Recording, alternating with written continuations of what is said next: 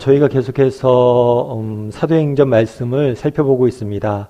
그래서 오늘은 오카노 목사님 다락방 교재 사도행전 1권의 24과 이방인 교회가 탄생하다 라는 제목으로 사도행전 10장부터 10장 23절부터 48절까지 말씀을 함께 나눠보도록 하겠습니다. 먼저 오늘 본문의 전체적인 구조를 좀 살펴보면 좋을 것 같아요. 오늘 본문의 전체적인 구조는 어떻게 되냐면 여러분들이 본문이 길 때는 좀 이 구조를 나눠서 좀 살펴보면 좋습니다. 그래서 23절부터 33절까지는 어떤 내용이냐면 베드로가 고넬료의 집에 방문한 사건을 기록하고 있어요. 그리고 34절부터 43절까지는 베드로가 복음을 전한 그 복음의 내용에 대해서 다루고 있고요. 44절부터 48절까지는 고넬료 가정이 예수님을 믿고 성령을 받은 것, 이 사실에 대해서 다루고 있습니다. 그래서 오늘 본문은 크게 세 단락으로 구분해서 여러분이 읽으면 좀 도움이 돼요. 그래서 이 단락으로 구분된 것과 마찬가지로 오늘 교재의 문제도 1번부터 5번까지는 첫 번째 단락에 관련된 문제이고 6번은 두 번째 단락에 관련된 문제이고 7번부터 마무리까지는 세 번째 단락에 관련된 문제입니다. 그래서 여러분들이 그렇게 큰 그림을 가지고 본문을 읽고 또 문제를 풀 때도 구분을 져서 1번부터 5번까지는 요런 이야기구나. 베드로가 고넬료 집에 방문한 이야기구나. 6번은 베드로가 전한 복음에 대한 이야기구나. 7번은 고넬료 가정이 예수님을 믿고 성령을 받은 이야기구나. 이렇게 구분해서 성경을 보고 다락방 교재를 보면 좋습니다. 그럼 먼저 우리 말씀의 마음의 문을 열면을 함께 한 목소리로 읽어보았으면 좋겠습니다. 같이 읽도록 하겠습니다. 성령의 지시에 따라 고넬료의 가정을 방문한 베드로는 예수 그리스도의 복음을 전하였다. 그 결과 그 자리에서 말씀을 들은 사람들은 다 구원을 받았다. 드디어 이방인 교회가 탄생한 것이다. 원래 베드로는 주님으로부터 천국 열쇠를 받은 사람이다. 열쇠를 가진 사람은 항상 앞서가며 문을 여는 역할을 하게 된다. 이런 의미에서 베드로는 예루살렘에서 유대인을 위한 첫 교회의 문을 열어놓았던 것이다. 그리고 이번에는 이방인 교회의 첫 문을 열어놓고 있다. 네, 오늘 본문에서는 오늘 과에서 우리는 무엇을 배우죠? 우리가 오늘 배우는 내용의 핵심은 이렇게 표현할 수가 있겠어요. 고넬료의 가정을 방문한 베드로. 베드로가 고넬료 가정을 방문해서 복음을 전하고 고넬료 가정이 예수님을 믿게 되는 과정을 우리는 보게 됩니다. 그렇다면 이것이 왜 중요할까요? 무엇보다 중요한 것은 이 본문에서 우리가 첫 번째로 볼 수 있는 건 뭐냐면 하나님의 열심이에요. 열심. 그러니까 베드로 가정을 방문할 때 하나님께서 그냥 방문하지 않죠. 먼저 미리 고넬료 가정이 나타나시고 또 베드로에게 나타나셔서 베드로와 고넬료 가정을 만나게 하셔서 그를 이끌어갑니다. 그래서 하나님의 열심을 보게 돼요. 마찬가지로 하나님께서는 우리 각 사람을 향한 이런 열심들이 있습니다. 우리가 예수님을 그냥 믿은 것 같지만 그냥 믿은 게 아니에요. 우리가 믿기까지는 하나님께서 수많은 사람들의 노력과 또 그 주변의 환경들을 조성하시고 때가 참에 우리를 믿게 한 거예요. 그래서 한 사람의 예수를 믿는 모습들 통해서 우리는 우리를 향해서 가지고 있는 하나님의 열심을 보게 돼요. 고넬료 가정도 마찬가지죠. 또 한 가지 그런데 중요한 건 뭐냐면 단순히 하나님의 가정의 열심뿐만 아니라 또 한 가지 더 나올 수 있는 건 뭐냐면 이 고넬료 가정이 뭐냐면 최초의 이방인 선교의 문을 열었다는 거예요. 이방인으로는 가정 전체가 함께 예수님을 믿게 된 계기로 이걸 통해서 이방인 교회에 오늘 제목처럼 교회의 문을 열어놓게 된 거예요. 그래서 오늘 본문에서는 고넬료의 가정을 방문한 베드로에 대해서 배우게 되는데 이걸 통해서 우리가 보는 건 뭐예요? 하나님에 대한 열심, 하나님의 한 영혼에 대한 하나님의 열심을 보게 되고 또 이방인 선교의 문을 열었다는 사실을 보게 되는 거죠. 저는 오늘 또 다락방 교재를 통해서 이 고넬료 가정에 방문해서 베드로가 복음 전한 이야기를 좀 더 깊이 살펴보길 원합니다. 그래서 어떤 은혜가 있었고 어떻게 이런 놀라운 일들이 있었는지에 대해서 여러분과 몇 가지 이야기를 좀 더 나눠봤으면 좋겠어요. 우리 그럼 먼저 1번 문제 읽어보았으면 좋겠습니다. 1번 문제 같이 읽도록 하겠습니다. 베드로가 도착하자 고넬료는 어떻게 그를 맞이하였는가? 그리고 베드로는 왜 그를 만류하는가? 예, 오늘 본문의 문제 보면 이렇게 있죠. 베드로가 도착하자 고넬료는 어떻게 맞이하였는가? 그리고 베드로는 왜 만류하였는가? 처음에 25절과 26절 보면 이렇게 되어 있습니다. 마침 베드로가 들어올 때 고넬료가 맞아 어떻게 했다고요? 발 앞에 엎드렸다 이렇게 되어 있어요. 발 앞에 엎드려 절했다.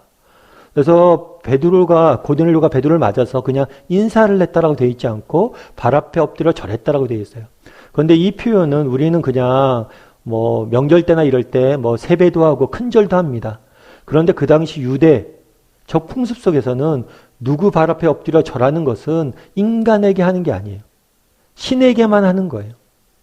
따라서 이거는 그러니까 신적인 존재에 대해서 이렇게 절하는 겁니다. 그렇게 절하자, 이렇게 절하면서 맞이하자 베드로는 뭐라고 그랬어요? 베드로가 일으켜 이르되 일어나라 나도 뭐예요? 사람이다 라고 얘기했어요. 나도 사람이다. 베드로는 왜 이렇게 이야기했을까요? 앞서 얘기했던 것처럼 누군가에게 엎드려 절하는 것은 신의 신적 존재로 절하는 거예요. 따라서 자신을 그런 신적 존재로 보지 말라는 거죠. 그거는 신성모독이라는 거예요. 특별히 여기 나도 사람이다 라는 표현은 좀 재밌는데 우리나라 성경은 나도 사람이다 라고만 되어 있는데 본문의 뉘앙스를 좀 더 살리면 이런 거예요. 나도 당신과 같은 사람이다. 여기서 이미 베드로가 이방인에 대한 자세에 대해서 볼 수가 있어요. 앞서 이야기했던 것처럼 유대인들은 그 당시에 이방인을 짐승과 동일시 여겼습니다. 그런데 나도 너와 똑같은 사람이다. 그래서 이방인을 정말 한 인격체로서 동등한 사람으로서 보는 베드로가의 마음을 보게 돼요. 그런데 이렇게 베드로가 보게 된 배경이 있죠. 그것은 베드로가 보는 환상 때문이에요. 이건 또 좀 이따가 다룰 겁니다. 그리고 오늘 본문에 보면 문제에 보면 참고 구절로 사도행전 14장 1절부터 15절까지 나와 있어요. 이 사도행전 14장 1절부터 15절도 마찬가지예요. 이건 뭐냐면 바울에 대한 이야기입니다. 바울이 루스드라라는 곳에 가서 전도 여행을 할 때였어요. 전도 여행을 하다가 뭘 했냐면 안진뱅이를 일으켰어요. 오랫동안 걷지 못한 사람들을 일으켰어요. 그랬더니 어떻게 됐냐면 사람들이 뭐라고 그러냐면 무리가 바울이 루스드라에서 이렇게 안진뱅이를 일으키자 무리가 뭐라고 그랬냐면 바울이 한 일을 보고 루가 오니아 방언으로 소리질러 이르되 신들이 사람의 형상으로 우리 가운데 내려오셨다. 신들이 사람의 형상은 뭐예요? 우리 가운데 내려왔다 라고 이야기한 거예요. 그래서 마치 바나바와 바울을 뭐처럼 숭배한 거예요? 신처럼 숭배했죠. 그러자 이 얘기를 듣고 바나바 바울은 그냥 있지 않았어요. 뭐라고 되어 있냐면 두 사도 바나바 바울이 듣고 옷을 찢어 무리 가운데 뛰어들어 소리질러 어찌 왜 우리에게 이렇게 하느냐? 이건 신성모독이다. 신에게만 할 수 있는 일이다. 나는 그런 사람이 아니다. 우리도 여러분과 같은 성경을 가진 사람이다. 라고 동일하게 말하는 것을 보게 돼요. 그래서 베드로나 바울이나 고넬료나 사람들이 자신을 신적 존재로 정말 신과 같이 섬기려고 하자 그러지 마라. 나는 너희와 같은 사람이다. 라고 말하는 것을 보게 됩니다. 그럼 여기서 우리가 알 수 있는 건 무엇일까요? 우리 이번 문제를 한번 같이 읽어볼까요? 같이 읽도록 하겠습니다. 같이 읽겠습니다. 당신은 특별한 존경하는 훌륭한 영적 지도자를 보면 고넬료처럼 하는 경우는 없는가? 엎드려 절하는 것이 왜 문제가 된다고 생각하는가? 동양에서 엎드려 절하는 것이 아름다운 예법이지만 유대 나라에서는 하나님께만 할 수 있는 일이라는 사실을 염두에 두고 생각해 보자. 그러니까 우리가 그렇게 생각하면 좋겠죠. 한번 이 문제를 읽고 한번 나눠보세요. 여러분들 이런 경험이 있는가? 뭐 고넬료처럼 여러분들이 사람을 이렇게 막 엎드려 절하고 막 신적 존재로 섬겼던 경험은 있을까요? 없을까요? 뭐 한번 얘기를 좀 나눠봤으면 좋겠어요. 근데 아마 대부분 없지 않을까 싶기도 합니다. 신으로서 섬기는 것. 제가 옥하는 목사님 아무리 좋아하지만 옥 목사님을 신이라고 생각하진 않거든요. 그럼에도 불구하고 우리가 어떤 영적 지도자를 너무 특별하게 특별한 존재나 특별하게 우리가 생각하고 섬길 수 있는 경우는 있겠죠. 그래서 이런 경험들이 있는지 한번 나눠보는 것도 좋겠어요. 또 주변에서 이런 경험들을 돌아보는 것도 좋겠죠. 최근에 뉴스 지상에서 여러분들 보신 분들도 있지만 제자훈련이나 이런 걸 시킨다고 하면서 자기가 시킨 일은 뭐든지 하게 막 공동묘지에 데려가고 인분도 먹이고 막 이런 경우에도 있었어요. 그래서 아직 우리 주변에도 여전히 그런 것들이 남아있는 게 사실인 것 같아요. 그래서 여러분들이 한번 이런 경험들이 없는지 한번 나눠봤으면 좋겠다라는 생각이 있습니다. 그런데 사실 오늘날에는 권위가 사실은 사회적으로 굉장히 많이 약해져 있습니다. 그래서인지 몰라도 뭐라고 할까, 가정에서나 교회에서나 지도자가 갖는 권위는 굉장히 약해져 있어요. 그래서 오히려 그것들 신성시하려는 경향은 거의 없습니다, 사실. 그럼에도 불구하고 잘못된 권위를 주장하거나 이런 잘못된 권위를 따르는 것은 여전히 존재하는 것도 한 사실이에요. 그래서 우리 주변에서 이런 경우를 종종 보게 되는 거죠. 그래서 여러분들이 이런 경우가 있는지 각자 이야기도 좀 나눠보고 좀 섬겨보는 것도 좋을 것 같아요. 그렇다면 이런 것들이 왜 문제가 될까요? 왜 문제가 될까요? 왜 이런 것들이 문제가 된다고 여러분들 생각합니까? 기독교는 독특한 점이 있다면 기독교의 교사는 누구예요? 교사는 유일한 성경의 교사는 누구냐면 성령님이세요. 성령님.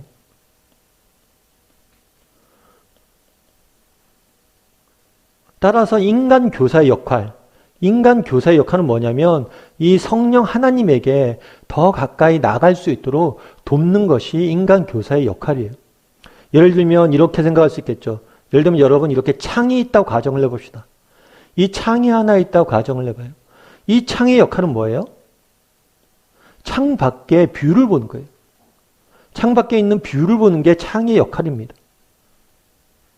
창문이 아름답게 꾸며지고 창문을 보게 하는 게 역할이 아니라 창밖의 뷰를 보게 하는 게 역할이에요. 인간 교사의 역할은 이런 거라고. 그런데 창문이 정말 창밖에 있는 그 아름다운 광경을 보지 못하게 하고 창문을 보게 한다면 그것은 창문의 역할이 아니죠. 그건 벽지가 하는 역할이에요. 창이 하는 역할이 아니에요. 마찬가지로 우리가 창밖에 있는 무엇이 아니라 창문만 바라본다면 우리는 제대로 보고 있는 것이 아닙니다. 그래서 우리가 중요한 건 뭐냐? 우리에게 중요한 건 뭐냐? 그 밖에 있는 뷰예요. 인간 교사의 역할은 창밖에 예수님을 보게 하는 거예요. 그런데 많은 사람들이 어리석게도 이것들을 오해해서 마치 본인이 만 보이게 하는 경우들이 있을 수 있다는 거예요. 많은 교회 지도자들이 그렇고 많은 사람들이 그럴 수가 있다는 거예요. 왜 이게 문제가 됩니까? 예수님이 아니라 사람을 보게 만들기 때문에. 그리고 예수님에게 매이는 게 아니라 사람에게 매이게 만들기 때문에. 그래서 이렇게 사람을 특별히 이렇게 신성시하거나 이렇게 우상화하는 것, 이런 것들은 좋지 않다라고 생각을 합니다. 그런데 다만 안타까운 것은 뭐냐면 그런 거겠죠. 앞서 얘기했던 것처럼 오늘날 이렇게 영적 지도자를 보고 고넬료처럼 엎드려 절하는 경우는 거의 없어요. 왜요? 그만큼 권위가, 사회적 권위라는 개념 자체가 떨어져 있기 때문이에요. 그래서 요즘은 오히려 반대급부로 그런 경우들이 있는 것 같아요. 영적인 지도자, 스승들이 사라져가는 것 같아요. 지난번에도 말씀드렸지만 정말 여러분들 인생에 문제가 있고 어려움들이 있을 때 여러분 주변에 여러분들에게 조언을 해줄 친구가 있습니까? 정말 스승이 있습니까? 옛말에 그런 말이 있죠. 세 사람이 길을 걸어도 그 중에 너의 스승이 있다. 여러분 어떠세요? 여러분 주변에 스승이 있습니까? 권위가 있습니까? 선생이 있습니까? 제가 요즘 가정의 달인데요. 특별히 읽은 게 하나가 있었어요. 뭐 들은 얘기가 있었는데 뭐였냐면 그런다고 그러더라고요. 자녀들이 아버지에 대해서 상을 갖고 있어요. 아버지의 상을 갖고 있는데 자녀가 아버지에게 상을 갖고 있는 아버지 상에는 어디로부터 영향받냐면 어머니의 아버지에 대한 평가로부터 영향을 받아요. 어머니가 평소에 아버지에 대해서 뭐라고 얘기했는지 그것이 자녀에 대한 상으로 형성된다는 거예요. 그런데 재밌는 건 평소에 어머니들이 아버지에 대해서 아유 저 인간 저래서 문제야 이렇게 이야기를 하죠. 그럼 이런 이야기들이 쌓여서 아버지의 권위가 점점 떨어지는 거예요. 그런데 가끔 애들 키우다 보면 그런 경우들이 있죠. 아버지가 역할을 해야 될 때가 있어요. 그럼 어머니가 그러죠. 아빠인 당신이 가서 얘기 좀 해보라고. 그런데 이미 아빠가 가서 얘기해도 안 돼요. 왜요? 아빠의 권위가 이미 떨어져 있기 때문에. 어쩌면 우리 사회의 문제는 정말 우리를 정말 인도해주는 스승이 없다는 것과 더불어 스승이 없다는 것일지 모른다는 것. 그리고 서로를 스승으로 세워주지 못하는 것이 우리 또한 문제일 수도 있다는 것. 그래서 이번 문제에서는 여러분들 고넬료처럼 이렇게 한 사람을 어떤 너무 우상하거나 신격화하는 게 왜 문제인지 이런 것들이 왜 문제인지에 대해 좀 나눠보고 또 반대로 그런 것도 한번 생각해 보세요. 정말 나에게는 정말 선생이 있는지, 아니 나는 내 주변의 사람들을 선생으로 세우는 사람인지.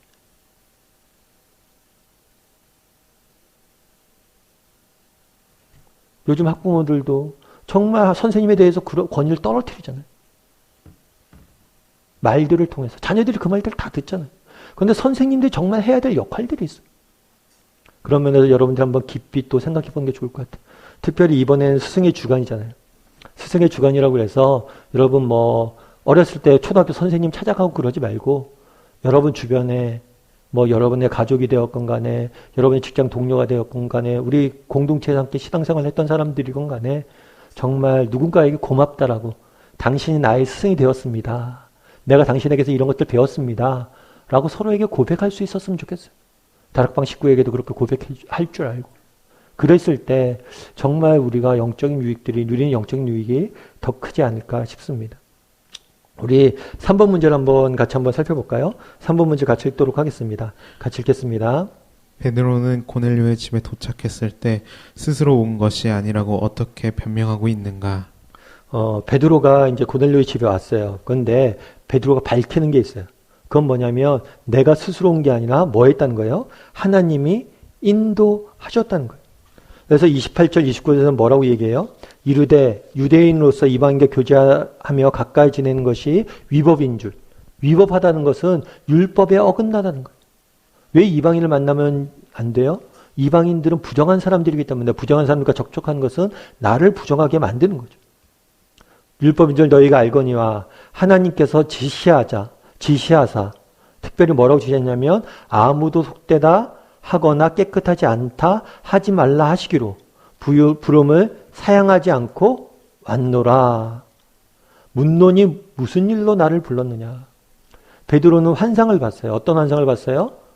바구니 속에 정말 여러 가지 짐승들이 있는 그 부정한 짐승들이 있는 환상을 봤죠. 또 그것을 예수님께서 뭐라고 그랬어요? 먹어라. 그런데 이 환상의 핵심은 음식 문제가 아니에요. 지난번에 배웠던 것처럼. 음식은 부차적인 거고 결국의 문제는 사람의 문제예요. 그래서 네가 이방인들을 어떻게 볼 것이냐. 이방인도 아까 얘기했던 것처럼 나와 똑같은 뭐예요? 사람이다. 나와 같은 사람이다. 이런 하나님의 메시지를 들은 거죠. 그래서 그런 메시지를 듣고 내가 왔다고 밝히고 있는 거예요. 일단 4번 문제 한번 같이 읽어볼까요? 같이 읽도록 하겠습니다. 베드로가 자기를 왜 부른지 물었을 때 고넬료는 어떻게 대답하였는가? 예, 베드로가 얘기하죠. 내가 하나님 지시를 받고 왔는데 당신이 나를 부른 이유는 도대체 뭐냐? 그랬을 때 고넬료가 이렇게 얘기하죠. 내가 곧 당신에게 사람을 보내었는데 오셨으니 잘하였나이다. 이제 우리는 주께서 당신에게 명하신 모든 것을 듣고자 하여 다 하나님 앞에 있나이다. 당신에게 사람을 보냈다고 했죠. 이것도 자기가 원해서 보낸 게 아니죠. 하나님께서 뭐예요? 보내신 거죠. 하나님께서 고넬료에게 나타나서 야 어디에 누가 있으니 가라. 그래서 실제로 갔더니만 베드로가 있었죠. 이걸 통해서 베드로가 정말 하나님이 보낸 사람임을 그는 확신할 수 있었어요. 그래서 잘하셨나이다. 이 표현은 그런 표현이에요. 오셔서 감사합니다. 정말 잘하셨습니다. 이런 거죠. 그래서 뭘 하냐면 주께서 당신에게 명하신 모든 것을 듣고자 하여 다 하나님 앞에 있나이다. 하나님께서 분명히 당신을 통해서 우리에게 주실 말씀이 있음을 알고 정말 하나님 앞에 쓴다는 기분으로 우리가 기다리고 있다. 이렇게 이야기하고 있는 거죠. 그럼 5번 문제를 한번 볼까요? 5번 문제 같이 한번 읽어보도록 하겠습니다. 같이 읽겠습니다. 고넬료의 대답을 가지고 각자 자신을 한번 되돌아볼 필요가 있다고 생각한다. 고넬료는 베드로를 하나님이 자기를 위해 보내신 사자라고 믿었고 그가 반드시 하나님이 주신 메시지를 가지고 있을 것이라고 믿었다. 그러므로 자기가 해야 할 가장 중요한 일은 그 메시지를 귀담아 듣는 일이라고 믿었다. 당신은 어떤가? 설교를 듣거나 개인적인 상담을 하거나 성경 말씀을 배울 때 우리의 영적 지도자를 향해 고넬료와 같은 믿음과 자세를 보이고 있는가? 예. 고넬료에 앞서서 우리가 살펴본 것처럼 고넬료가 뭐라고 이야기해요? 우리 잘하였나이다. 이제 우리는 주께서 당신에게 명령하신 모든 것을 듣고자 다 뭐예요? 하나님 앞에 섰다. 내가 이제 당신이 나한테 말할 텐데 정말 하나님 말씀으로 듣겠다. 이런 표현으로 쓴 거예요. 그래서 베드로 고넬료에서 우리가 배울 수 있는 기본적인 가장 중요한 자세는 뭐예요? 자기가 해야 할 가장 중요한 일은 뭐라고요? 그 메시지를 귀담아 듣는 일이라고 믿었어요. 그러면 우리는 어떠냐는 거죠. 우리는 설교를 듣거나 개인적인 상담을 하거나 성경 말씀을 배울 때 정말 영적 지도자를 향해 고넬료와 같은 믿음과 자세를 보이고 있는가. 이 부분에 대해서 우리 같이 다락방 식구들과 나눠봤으면 좋겠어요. 특별히 아마 이 질문을 이렇게 좀 추상적으로 하지 말고 좀 구체적으로 하는 것도 좀 필요할 것 같아요. 여러분 요즘 코로나 기간입니다. 코로나라서 각자 가정에서 우리 예배를 드리죠. 여러분 가정에서 예배 드리는데 어떻게 여러분 예배를 드리고 있어요? 가정에서 예배를 어떻게 드렸는지 한번 돌아봤으면 좋겠어요. 한번 이야기를 나눠봤으면 좋겠어요. 가정에서 예배 드릴 때 어떤 어려움들이 있었고 어떤 마음 자세로 했는지. 사실 그렇죠. 우리 모여서 예배할 때는 어떻게 해요? 함께 모여서 예배하고 공간과 시간이 제약이 있어요. 근데 가정에서 예배 드릴 때는 어떻게 드립니까? 뭐 미리 일어날 필요도 없고 시간 맞춰 일어나서 도 되고, 그리고 찬양 드릴 때 뭐 찬양 부르지 않고 듣기만 해도 되고, 또 예배 드리다가 또 어디 가서 물 한 잔 먹고 와도 되고, 누가 부르면 나갈 수도 있고, 전화를 받아도 되고. 가정이란 공간은, 우리가 가정에서 예배할 수 있는 공간은 우리에게 큰 유익을 주기도 하지만 동시에 뭐예요? 우리에게 큰 자유를 주기도 하죠. 그저 동시에 뭐예요? 우리에게 책임도 줄 수 있는 공간이에요. 사마리아 여인에게 주셨던 말씀을 우리가 배웠죠. 사마리아 여인이 물었어요. 우리는 도대체 어디서 예배해야 됩니까? 그랬을 때 뭐라고 얘기했어요? 어디서든지 예배해도 된다는 거예요. 이 산도 말고 저 산도 말고 영과 진리로 예배할 때가 오니까 아무 데서나 예배해도 된다고 그랬어요. 우리는 가정에서도 예배할 수 있고 교회 나와서 예배할 수도 있습니다. 그런데 분명한 건 뭐냐면 어디서든지 예배드릴 자유는 있지만 또 동시에 뭐예요? 어디서든지 예배드릴 때 의와 진리로, 성령과 진리로 예배드릴 수 있는, 즉 경건하게 예배드려야 될 책임도 있는 거예요. 그래서 각자 한번 이야기를 좀 나눠봤으면 좋겠어요. 코로나 기간인데 각 가정에서 우리가 어떻게 예배 드렸는지, 그리고 그렇게 드릴 때 여러분들을 어떻게 무엇을 느꼈는지, 그걸 통해서 여러분들 가정에서 예배 드리면서 어떤 마음 자세로 예배를 드렸고 무엇을 느꼈는지.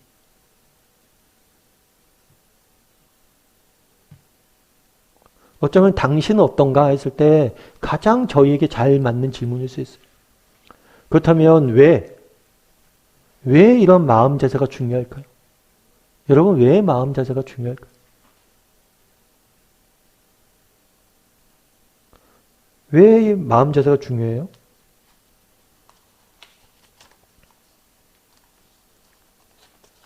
우리가 어떤 마음으로 예배 드리냐에 따라서 우리가 받는 은혜가 다르기 때문이에요. 예수님께서 이것을 뭘로 가르쳤냐면 밭의 비유로 가르치셨죠. 무슨 밭의 비유로 가르쳤어요? 4개의 밭에 뿌려진 씨앗. 똑같은 밭에 씨앗이 뿌려졌는데, 같은 씨앗이 뿌려졌는데 밭이 무엇이냐에 따라서 뭐예요? 열매가 전혀 달랐죠. 결실이 달랐어요. 마찬가지로 우리가 어떤 마음으로 예배드리냐에 따라 달라져. 제가 아는 집사님 한 분 있어요. 그 집사님 그런 얘기 하더라고요. 목사님, 요즘 제가 좀 예배에 대해서 받는 은혜가 있습니다. 그래서 집사님, 왜 예배에 대해서 받는 은혜가 있어요? 그래서 그 집사님이 그러더라고요. 제가 맨날 예배 때 늦게 나오고 그랬었는데 요즘은 5분, 10분 좀 일찍 나와서 기도하고 예배 드린다. 그랬더니 받는 은혜가 좀 다르다고. 여러분, 같은 말씀을 듣고 같은 말씀을 배워도 어떤 마음과 자세를 가지고 예배하는 자라서 전혀 달라져요. 특별히 이런 점에서 오늘 우리는 각 가정에서 예배드리잖아요. 그래서 우리의 믿음을 진짜 보일 때, 우리가 가정에서 예배드리지만 그곳에서도 여전히 내가 모여서 예배드릴 때만큼의 그러한 정말 경건한 마음과 하나님 간절히 사모하는 마음들이 있는가.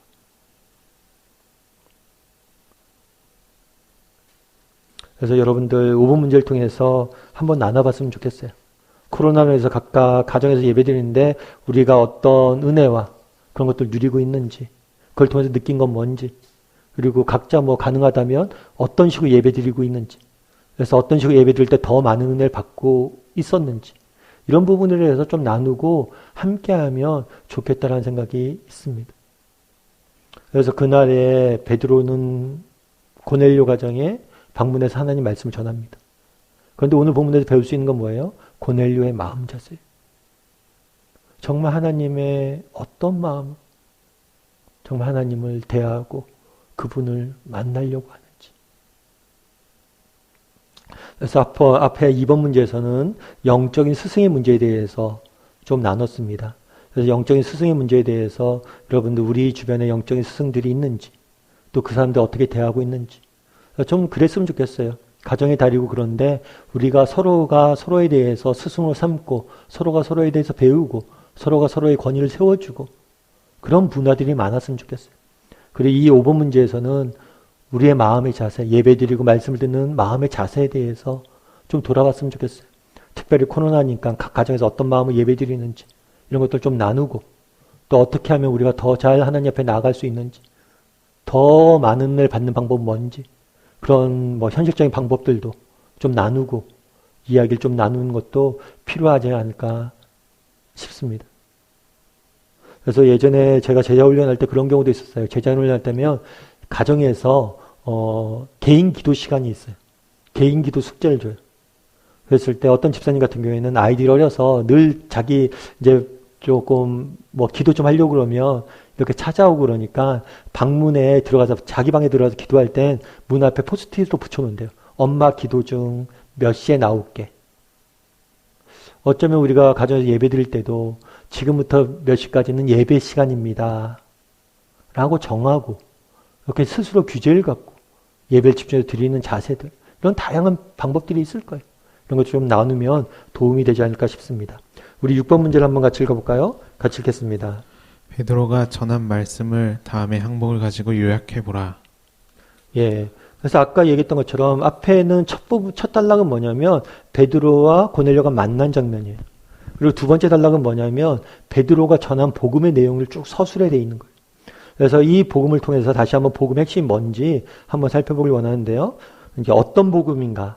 36절은 이렇게 됐죠. 만유의 주 대신 예수 그리스도를 말미암아 화평의 복음을 전하사 이스라엘 자손들에게 보내신 말씀. 자기가 전하려고 하는 것은 뭐냐면 하나님이 주신 말씀이에요. 하나님 주신 말씀인데 이것들은 뭐예요? 복음이에요. 복음. 복된 소식이에요. 복된 소식. 어떤 점에서 복된 소식이에요? 자기가 전하려고 하는 게 복된 이유는 뭐예요? 그게 참 생명과 평안과 기쁨이 있기 때문이에요. 특별히 뭐라고 표현되어 있어요? 화평의 복음이라고 했죠. 따라서 이 복음의 특징은 화평이에요. 어떤 점에서 화평이에요? 하나님과 인간 사이에 관계를 회복시키는 거죠. 그리고 또한 인간과 인간 사이의 관계를 회복시키는 거예요. 이방인과 유대인으로 그렇게 철천지 원수되었던 사이를 회복시키는 것. 하나님과 인간, 죄인과 의인 사이의 그 철천지 원수되었던 관계를 회복시키는 것. 그런데 이 모든 것이 뭘로 시작된 거예요? 예수 그리스도로 말미암아. 예수님이 주신 그 복음이란 거죠. 특별히 예수님을 누구라고 표현해요? 만유의 주. 이스라엘만의 하나님이 아니라 모든 만물의 하나님이다 소개하고 있는 거죠. 그래서 어떤 복음인가? 바로 예수 그리스도 말미암은 뭐예요? 화평의 복음. 그래서 하나님과 인간 사이를 회복시키고 인간과 인간 사이를 회복시키는 복음이에요. 그 다음에 예수님은 이 복음을 위해서 무엇을 하셨는가 해서 38절과 48절은 41절까지는 예수님께서 이 땅에 오셔서 행하셨던 일들을 요약을 해놓은 거죠.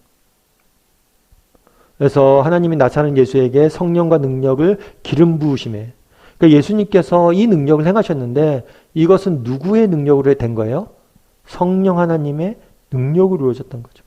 그가 두루 다니면서 뭘 했어요?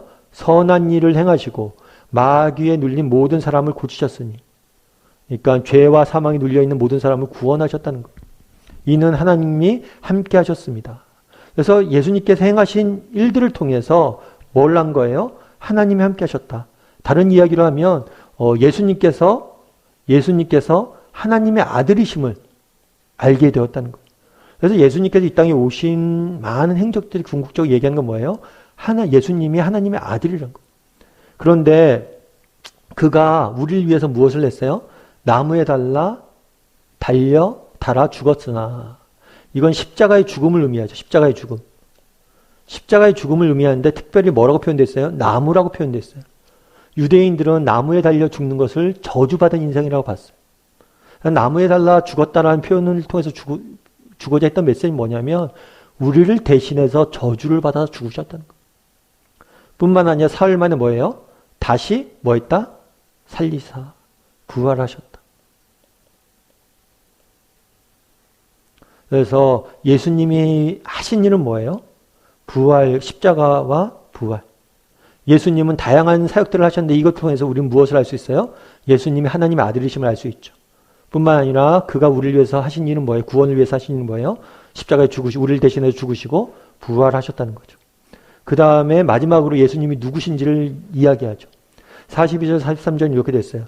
우리에게 명하사 백성에게 전도하되 하나님이 살아있는 자 죽은 자의 재판장으로 정하시니. 예수님은 누구세요? 심판주 되세요. 악인과 의인을 심판하시 심판주 되세요.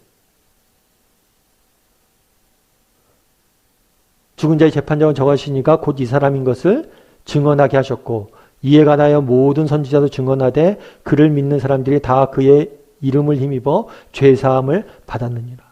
예수님은 누구세요? 이 세상 모든 것의 심판자예요. 그런데 단순히 심판자로 계신 게 아니에요. 심판자가 아니라 동시에 누구세요? 구원자예요. 구원자. 우리에게 구원의 길을 열어주셨어요. 정말 죽음으로부터 심판으로부터 구원받을 길을 열어주신 분이에요. 어떻게 해요? 우리를 대신해 십자가 형벌을 받으심으로. 그래서 복음의 핵심적인 내용은 예수 그리스도에 대해서 바울은 예수 그리스도 하신 일과 그분이 누구신지를 밝히고 있어요. 그래서 복음은 간단해요. 베드로의 설교가 여러 번 등장을 하는데 늘 한결같아요. 뭐예요? 그가 우리를 위해서 죽으셨다. 그가 다시 살아나셨다. 그분이 바로 우리의 구원자 되신다. 이게 복음의 핵심이겠죠. 이렇게 복음을 전했습니다. 그랬을 때 어떤 일이 일어났는지 7번 문제를 한번 같이 읽어볼까요? 같이 읽겠습니다. 전도할 때 우리는 예수님이 우리의 구주 되심을 구체적으로 설명할 수 있어야 한다. 본문에는 베드로의 설교가 아주 간략하게 실려 있어서 다 알 수 없지만 실제로는 훨씬 긴 내용을 가지고 이야기했을 것이다. 베드로가 복음을 한참 전하고 있을 때 어떤 일이 일어났는가? 네, 베드로가 복음을 한참 전하고 있을 때 어떤 일이 일어났었어요? 베드로가 이 말을 할 때 성령이 말씀 듣는 모든 사람에게 내려오시니 베드로와 함께 온 할례 받은 신자들이 이방인들에게도 성령 부어 주심으로 말미암아 논란이 이는 방언을 말하며 하나님 높임을 들었습니다. 베드로가 전도를 하고 있는데 이 말씀을 전할 때 듣는 모든 사람에게 뭐가 임했다고요? 성령이 내려오셨다고 했어요. 성령 세례를 받은 거죠. 성령이 임하신 거예요. 그랬을 때 베드로와 할례 받은 신자는 유대인들을 의미하죠. 이 사람들이 뭐라고 한 거예요? 이방인에게 뭐가? 성령 부어심을 말미암아 논란이라는 표현은 한글 성어로는 논란이라고 되어 있는데 정신이 혼미해지다는 거예요. 그만큼 패닉에 빠지다는 거죠. 그만큼 충격적인 일이었어요. 충격적인 일. 그러면서 이 사람들이 뭘 했어요? 방언을 말하며 하나님을 높였어요. 오순절날 성령 강림했을 때 그때 일어난 것과 똑같이 이방인에게도 동일한 일들이 일어났던 거죠. 우리 8번 문제 한번 같이 읽어볼까요? 같이 읽겠습니다. 고넬료의 집에서 일어난 성령의 역사는 오순절날 예루살렘 다락방에 있었던 것과 거의 흡사했다. 동시에 아주 대조적인 사실도 한 가지 있다. 유사점과 대조점이 무엇인지 비교해보라. 그래서 오늘 베드로가 하나님의 말씀을 전할 때 고넬료의 집에서 성령의 역사가 일어났어요. 그런데 이 역사의 특징은 뭐라고요? 오순절 예루살렘 다락방에 있었던 것과 흡사했다는 거죠. 그럼 어떤 점에서 흡사했느냐? 2장 4절, 그러니까 오순절날 예루살렘 다락방에 성령이 임할 때 어떤 일이 있었냐면 그들이 다 성령 충만을 받고 성령이 말하게 하심을 따라 다른 언어로 말하기를 시작하니라. 방언을 말했거든요. 근데 10절 오늘 본문의 10장 46절은 뭐라고 했어요? 이는 방언을 말하며 하나님을 높임이었더라.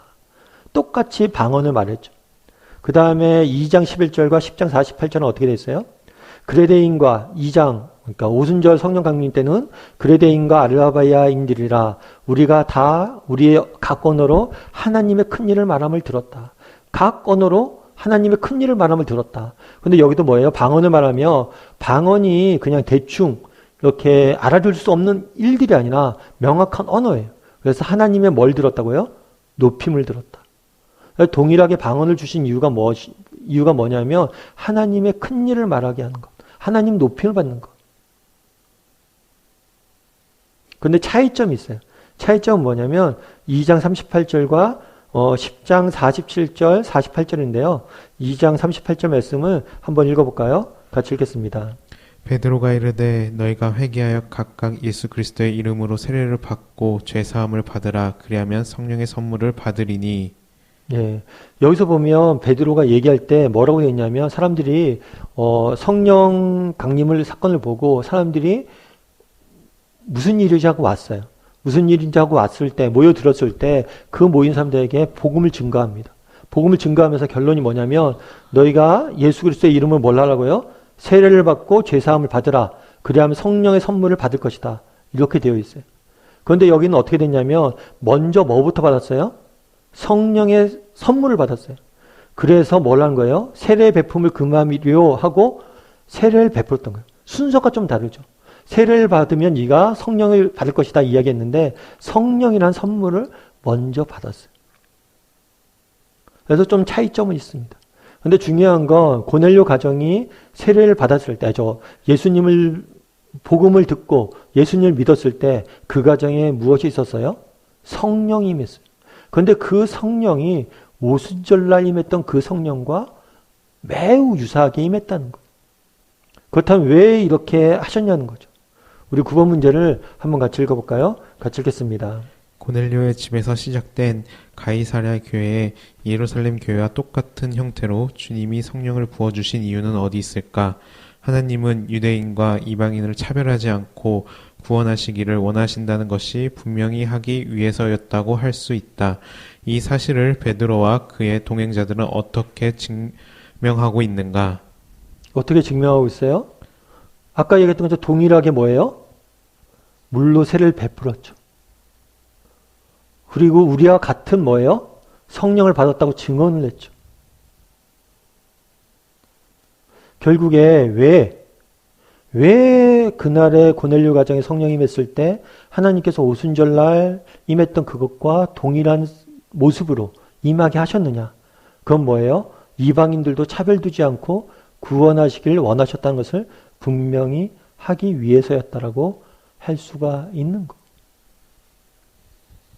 그래서 여러분들 성경을 보면 이건 좀 어려운 얘기긴 한데요. 여러분들 우리가 사도행전을 계속 배웠잖아요. 사도행전 계속 배우면 이렇게 성령이 임재하는 강림하는 그런 사건들이 있어요. 그런데 재밌는 건 뭐냐면 사도행전 2장에 처음 등장을 해요. 이때는 오순절이에요. 그래서 여기선 예루살렘 다락방에서 제자들이 성령의 임재, 성령이 임하는 것을 경험을 했죠. 그런데 사도행전 8장에 또 등장을 해요. 이때는 뭐예요? 사마리아인들이 등장을 해요. 그래서 10장에서는 언제면 오늘이죠. 이방인. 그래서 보면은 오순절, 처음에 유대인들이 성령 세례를 받을 때, 그리고 사마리아인들이 성령 세례를 받을 때, 이방인 성령 세례를 받을 때, 그때마다 하나님께서 특별히 눈에 보이는 징표를 통해서 성령이 임했음을 보여주고 계심을 볼 수가 있어요. 이걸 통해서 결국에 증거하고 있는 건 뭐예요? 앞서도 늘 얘기하지만 당시 유대인들은 뭐예요? 사마리아인들과 이방인들을 인간으로 취급하지 않았어요. 하지만 이 사람들도 동일하게 하나님의 백성이고 동일하게 너희와 똑같은, 편견 없이 동일하게 너희와 똑같은 성령을 받은 사람임을 보여주기 위해서 이렇게 행하셨다는 거죠. 그래서 여러분들 성령과 관련해서는 좀 우리가 길게 볼 필요가 있습니다. 뭐냐면 구약시대 때는 성령이 우리 가운데 임했을까요? 안 임했을까요? 구약시대에 또 성령이 인간 가운데 임했어요. 그런데 근데 우리가 알아야 할 게 뭐냐면 구약시대에는 어떻게 임했냐면 임시적이고 일시적으로 임했어요. 필요한 경우에 성령이 일시적으로 임시적으로 임했어요. 그래서 다윗의 시에 보면 주의 성령을 내게 거두지 마옵소서. 우리도 가끔 그런 얘기를 하지요. 우리도 가끔 얘기하는데 뭐 찬양 들 때 주의 성령을 거두지 마옵소서. 지금은 성령이 우리에게 임하면 영원히 있어요. 하지만 구약시대는 임시적으로 일시적으로 있기 때문에 성령이 떠나시기도 하세요. 이 구약시대 때 그러면 왜 성령이 임시적 일시적 임했냐? 이건 하나의 예고편이에요. 무슨 예고편이에요? 나중에 신약시대 때 임할 오순절 성령 강림 이후에 그런 것들을 보여주기 위한 하나의 예고편이에요. 그리고 신약시대에 보면 오순절 성령 강림하시기 전에 이때는 예수님이 계셨을 때, 이때 예수님이 계셨을 때 제자들은 예수님을 믿었어요. 그럼에도 불구하고 성령이 임하지 않으셨어요. 왜요? 아직은 예수님이 계셨기 때문에. 그래서 요한복음 16장 17절에 보면 예수님이 말씀하세요. 내가 떠나는 게 너에게 유익하다. 왜냐하면 내가 떠나야지만 성령이 임할 것이다. 그 약속을 주셨고 사도행전 2장에 이것들이 이루어집니다. 그래서 이 이후로는 성령님께서 우리 안에 뭐예요? 들어오셔서 영원토록 함께 있는 것. 그런데 우리가 한 가지 조심할 게 있어요. 이렇게 오순절 성령 강림 사건이나 사마리안이나 이방인들이 이렇게 임한 성령 사건을 보면 뭐 그런 게 있죠. 놀라운 역사가 일어나죠. 하늘에서 불 같은 것이 내려오고 어떤 사람은 방언을 하고 막 그렇기 때문에 우리가 늘 이런 모습으로 성령이 임한다라고 생각하면 안 됩니다. 이거는 굉장히 특별한 경험이고 보편적인 경험은 아니에요. 그리고 앞서 얘기했던 것처럼 오순절과 이방인과 사마리아의 성령 임할 때 똑같은 모습으로 임하지 않아요. 사마리아인들은 뭘 했어요? 성령이 임한 다음에 뭘 받았어요? 세례를 받았어요. 그 다음에 이방인들은 성령이 임한 다음에 세례를 받았어요. 그리고 사마리아인들은 이때 성령을 받을 때 안수를 해야지 성령이 임했어요. 그래서 매 경우마다 다 다르게 나타납니다. 그래서 우리가 예수님을 믿고 우리에게 성령의 각자가 임합니다. 약속에 너희가 주 예수를 믿고 그 이름으로 세례를 받으라. 그러면 성령의 선물을 받을 거라. 우리 모두는 뭘 해요? 성령의 선물을 받을 거예요. 받았어요. 그런데 이 성령의 선물이 임하는 경험은 각자마다 조금씩 다릅니다. 그걸 여러분들이 이해할 수 있어야 돼요. 저도 이제 아이를 좀 낳을 때 그러죠. 여러분들 아이가 태어나면 어땠습니까? 여러분들은 아이가 태어날 때 어땠어요? 여러 가지 경우들이 있겠죠. 어떤 사람은 뭐 아이가 태어나서 너무나 감격이 어서 눈물이 흘린 사람도 있을 수 있죠. 저도 얘기 들어보면 그래요. 어떤 사람은 막 되게 기뻤대요. 그런데 어떤 사람은 뭐예요? 아내가 오랫동안 진통도 하고 마지막에는 수술해서 나와서 아내 염려하느라고 기쁨보단 염려가 컸다. 아빠가 되는 순간, 누가 탄생하는 순간, 그때 경험들이나 느끼는 감정들은 조금씩 다 달라요. 생명의 탄생이 그래요. 다 달라요. 중요한 것은 아빠가 되었다는 것. 우리가 오늘날 우리에게 성령이 각자에게 임합니다. 그 경험들은 다 달라요. 성경들도 보면 다 달라요. 일관되게 얘기하는 건 뭐예요? 믿는 순간 성령의 선물을 주실 것이다. 그래서 궁극적으로 우리는 어떤 시대에 살고 있냐? 고린도전서 12장 13절의 말씀 가운데 살고 있는 거예요. 고린도전서 12장 13절에 이렇게 되어 있어요. 우리가 유대인이나 헬라인이나 종이나 자유인이나 다 한 성령으로 세례를 받아 한 몸이 되었고 한 성령을 마시느니라. 왜 그날의 오순절과 비슷한 경험을 하게 했습니까? 중요한 건 우리가 한 공동체를, 한 몸이 되었다는 거예요. 그래서 우리가 성령을 받았다는 게 중요한 이유가 뭐냐? 한 몸이 되었다는 거예요. 그럼 성령을 받았다는 증거는 뭐냐? 어떤 감정이 아니에요. 뭐예요? 우리가 한 몸임을 알고 있느냐? 한 몸으로 살아가고 있느냐? 그래서 지난주에 나눴던 것처럼 정말 우리가 이렇게 한 몸이 되었는데 서로를 정말 차별하고 멀리하고 정말 교회 내 공동체 내에 이런 서로를 분열하는 것들이 없어야 되겠죠. 그래서 그날에 왜 성령이 이렇게 했느냐? 우리가 한 공동체 됐음을 보여주기 위해서였어요. 자, 삶의 열매를 거두며를 같이 한번 읽어보았으면 좋겠습니다. 같이 읽겠습니다. 성령은 말씀을 귀담아 듣는 시간에 어느 때보다 더 힘있게 임하시고 역사하신다는 사실을 고넬료의 경우를 통해 배우게 된다. 그럼에도 불구하고 우리는 말씀을 듣는 시간에 집중하지 않고 앉아있거나 졸 때가 있다. 어떤 사람들은 말씀을 듣는 일을 등한시하고 성령 받는 것에만 안달하는 것을 볼 수 있다. 우리가 성령의 영감을 강하게 느끼지 못하거나 성령의 충만함을 체험하지 못하는 원인 가운데 하나는 말씀을 듣거나 읽는 우리의 마음의 자세에 문제가 있기 때문일 수 있다. 이에 대해 각자의 심정을 이야기해 보라. 예. 오늘 이건 아까 나눈 문제랑 비슷하죠. 마무리라서 오늘 배운 내용을 정리하면 첫 번째는 뭐예요? 선생의 문제. 우리는 하나의 창이라는 거예요. 우리는 창이라서 정말 봐야 될 예수님을 볼 수 있도록 인도해야 된다. 그거에 대해서 배웠어요. 다만 정말 오늘날 우리 사회가 서로를 선생되고 서로에게 배우는 그런 마음과 자세가 있는지 그건 한번 점검해 볼 필요가 있고 서로가 서로를 선생으로 인정하고 서로에게 배울 수 있는 문화를 만드는 것 그것은 우리 공동체에 필요한 일입니다. 이 부분에서 좀 나눠봤으면 좋겠어요. 또 한 가지는 뭐예요? 마음의 자세. 정말 우리도 고넬료와 같은 마음의 자세가 있는가? 특별히 코로나와 관련해서 각 가정에서 어떻게 예배드리고 하나님 말씀 듣고 이런 부분들 좀 나누면서 마음의 자세들을 좀 점검해 봤으면 좋겠어요. 그리고 마지막으로 우리가 적용 질문은 없지만 우리가 뭐예요? 한 성령을 받고 마셨다는 것. 정말 우리가 한 성령을 받았다라는 확신이 있는지 그리고 우리가 한 공동체라는 의식이 있고 그걸 위해서 노력하고 있는지 이런 부분들 좀 나눠보면 이번 주에는 이 세 가지를 초점을 맞춰서 다락방별로 좀 나눠봤으면 좋겠습니다.